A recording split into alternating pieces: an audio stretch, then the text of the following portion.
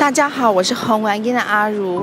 那大家来丰原火车站的时候呢，一定会注意到，在大厅这边有一个非常漂亮米造型的，然后呢颜色色彩非常漂亮的米跟米椅子，然后在等待迎接大家。那为什么呢？丰原的公共火车站的艺术空间呢，它会用米跟漆器来代表呢？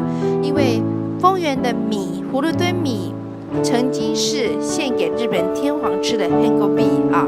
那丰原呢又叫做漆器的故乡，所以在早期啊，丰原人很多人这产了哈，所以呢漆器跟葫芦墩米都曾经是代表丰原非常产业很代表性的产业之一，所以我们就用米跟漆器啊，然后呢米的造型漆艺，然后来代表我们丰原的特色。所以今天来丰原火车站，你一定要来拍照。还有呢，2楼的候车亭啊，候车亭的地方那个椅子上面镶的花，那个都是漆器的作品啊。所以这也是丰原火车站非常非常独特的地方。